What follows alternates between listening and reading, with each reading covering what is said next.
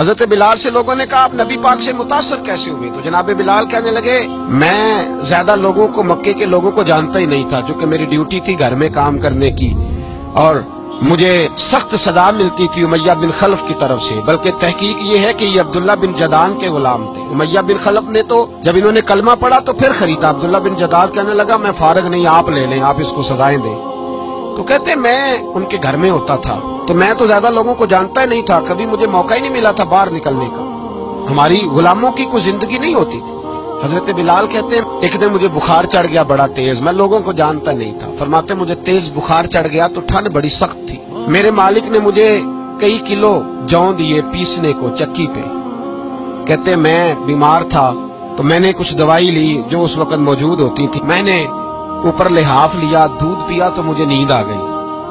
جب میں سویا تو میرا مالک آ گیا، اس نے آ کر کے مجھے سوئے ہوئے دیکھا تو کھینچ کر کمبل اتارا، رضائی اتاری، لحاف اتارا، کہنے لگا اب تیری سزا یہ ہے کہ تو کھلے میدان میں بیٹھے گا، وہاں چکی پیسے گا، اور دوسری سزا یہ ہے کہ تجھے قمیض پہننے کی بھی اجازت نہیں۔ حضرت بلال کہتے ہیں تیز بخار، ٹھنڈ کا عالم، اور جب میں چکی پیس رہا تھا تو رو رہا تھا۔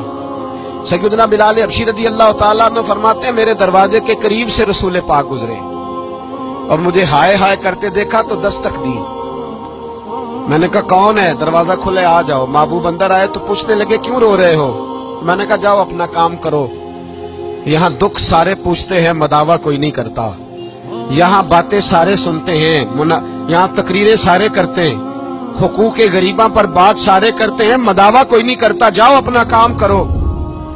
کہتے ہیں میں نے سخت جملے کہے معاذ اللہ، حضور چلے گئے، اور جب حضور جا رہے تھے تو میں کہہ رہا تھا بس جا رہے ہو نا، میں نے پہلے ہی کہا تھا جاؤ۔